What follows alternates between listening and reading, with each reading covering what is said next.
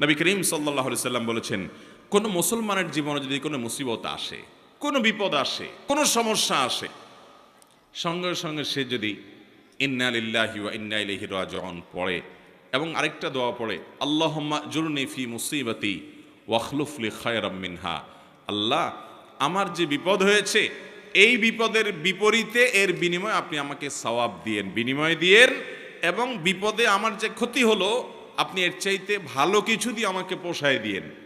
এই দোয়া যদি কেউ পড়ে তো আল্লাহ রাব্বুল আলামিন তার ওই বিপদে যা ক্ষতি হবে তার থেকে বেশি দিয়ে তাকে অবশ্যই পুষিয়ে। আজ যে অশান্তি আমাদের সমাজে, যে আজ বিশৃঙ্খলা অশান্তি, এর মূল যদি কয়েকটা কারণ বের করা হয়, অন্যতম প্রধান কারণ হবে বেসবর, ধৈর্যহীনতা, সবরহীনতা। ঘরে ঘরে সংসারগুলো টিকছে না, ভেঙে খান হয়ে যাচ্ছে, প্রতি মুহূর্তে মুহূর্তে বিবাহ বিচ্ছেদের ঘটনা ঘটছে। অন্যতম কারণ ধৈর্য সহ্য হয়ে যায়, সবাই কাট্টি দেওয়া শুরু করে। কাট্টি বুঝেন তো? আপনাদের এলাকায় কি বলে? দোস্ত দোস্ত একটু অভিমান হলে, রাগারাগি হলে বলে না তোর সাথে কাট্টি, এই যে তোর সাথে আর কথা নাই। স্বামী স্ত্রীর মধ্যে আজকাল এই অবস্থা। প্রতিটি ঘরে ঘরে অশান্তির মূল কারণই হলো সবরহীনতা, যে ধৈর্য জিনিসটা আজ আমাদের কাছ থেকে নাই। এটাকে আমরা ইবাদত মনে করি না। একটা জটিলতা হলো আমালুল কুলুব বা অন্তরের আমলগুলোকে আমরা একেবারে কেয়ার করি না, অথচ অন্তরের আমলগুলোর গুরুত্ব অনেক বেশি। আমরা বাহ্যিক আমলকে গুরুত্ব দেই, নামাজ পড়া বাহ্যিক আমল, সিয়াম পালন করা বাহ্যিক আমল, যাকাত দেওয়া বাহ্যিক আমল, তেলাওয়াত করা বাহ্যিক আমল, এগুলো বাহ্যিক অঙ্গ প্রত্যঙ্গ দিয়ে, চোখ মুখ হাত পা এগুলো দিয়ে করতে হয়। কিছু আমল আছে যে আমলগুলো অন্তরের ভেতরে লালন করতে হয়, এগুলো দেখা যায়, আনতে পারে, এটা নিজের সঙ্গে নিজে সংগ্রাম করে করতে হয়, এর জন্য লড়াই করতে হয়, এর জন্য আত্ম সমালোচনা করতে হয়, নিজের হিসাব মিলাতে হয় যে আমি মানুষটা কতটা ধৈর্যশীল, কতটা ধৈর্যহীন, আমি কতটা হটমেজাজি হই, বইয়ের সাথে কয়বার আমি বদমেজাজি দেখাই। বই হিসাবে তিনি চিন্তা করবেন স্বামীর সাথে কয়বার তিনি বদমেজাজি করেন, প্রতিদিনের হিসাব মিলাবেন, এরপর তিনি নিজের যোগ বিয়োগ করে নিজেকে সংশোধনের চেষ্টা করবেন। আমরা চেষ্টা করব তো ইনশাআল্লাহ।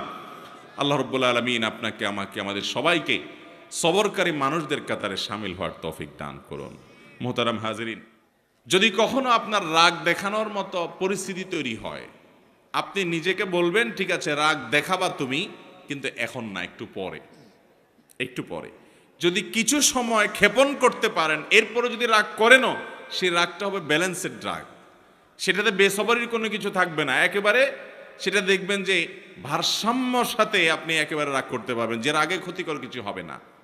আর যদি যখন হট মেজাজ হলো না এখনই আমি এটা দেখে ছাড়বো, তাহলে শেষ, আপনি আর সামনে আগাইতে পারবেন না।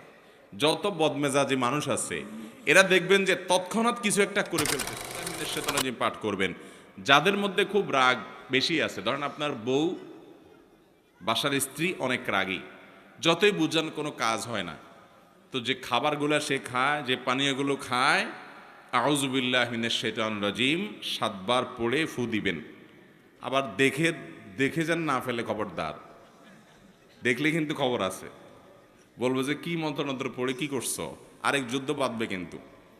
এই জন্য আর যদি দেখায় করতে চান তাহলে আগে আগে বলবেন দেখো আমি কিন্তু কোনো ঝামেলা করতেছি না, শুধু আউযুবিল্লাহ পড়ে ফু দিচ্ছি। তো যদি বলে যে আউযুবিল্লাহ পড়ে কেন ফু দিছো, যদি বলেন যে তোমার রাগ, আরেক যুদ্ধ হইতে পারে, এটা আরেক মুসিবত, এটা সাবধানে করতে হবে। একই কথা পুরুষদের বেলায়ও, মহিলারা পুরুষদের জন্য আমলটা করবেন, বাচ্চাদের জন্য এই আমলটা অনেক বেশি উপকারী। যেটা বলছিলাম শুরুতে, আজকাল বাচ্চারা সব ক্রেজি হয়ে গেছে, সব বাচ্চা দেখবেন ঘরে ঘরে ক্রেজি। ক্রেজি বুঝেন তো? মানে সব রাগী, এমন রাগীর রাগী যে শুধু ভাঙচুর করবে চতুর্দিকে। অথচ আগে বাচ্চাদেরকে এত বদমেজাজে দেখা যেত না। এটার অনেক কারণ থাকতে পারে। আমার নিজস্ব একটা ভাবনা আছে, আমার কাছে মনে হয় সেটা হলো আজকাল বাচ্চাদেরকে আমরা নানান ভিডিও গেমস ইত্যাদিতে এত বেশি অভ্যস্ত করেছি, দেখাই, বিভিন্ন ডিভাইস দিয়ে এত বেশি খেলার জন্য তাদেরকে সুযোগ দিয়েছি যে এগুলোতে তারা সারাদিন শুধু মারামারি কাটাকাটি দেখে।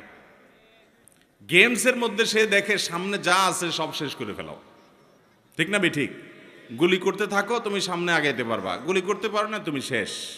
সাপ লুডু খেলতেছো, তাহলে সব খেয়ে ফেলো, তাহলে তুমি সামনে আগাইতে পারো।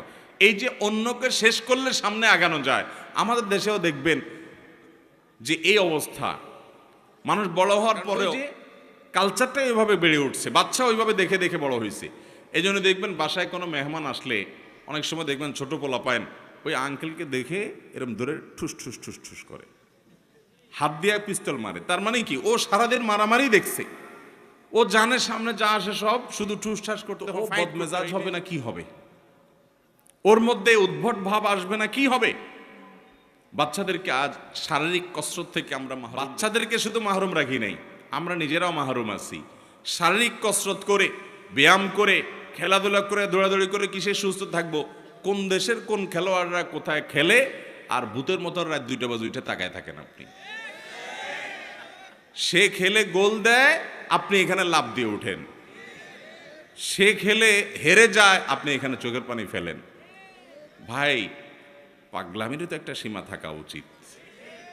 আল্লাহ তাআলা আপনাকে সুস্থ শরীর দিচ্ছে, আপনি ব্যায়াম করেন, নিজে দৌড়াদৌড়ি করেন, নিজে খেলাধুলা করেন, নিজে কম্পিটিশন করেন, করে সুস্থ থাকেন। এখন সেটা না, বাচ্চার হাতে একটা ধরা দিয়েছেন যে তুইও ধ্বংস হ, চোখ নষ্ট কর, মাথা নষ্ট কর, ব্রেইন নষ্ট কর, আমল নষ্ট কর, ক্রেজি হয়ে যা, বদমেজাজ হয়ে যা। আর আপনিও একটা বাক্স এটা সামনে নিয়ে বসছেন, সেই গোল দিছে আর আপনি লাভ দিয়ে উঠতেছেন।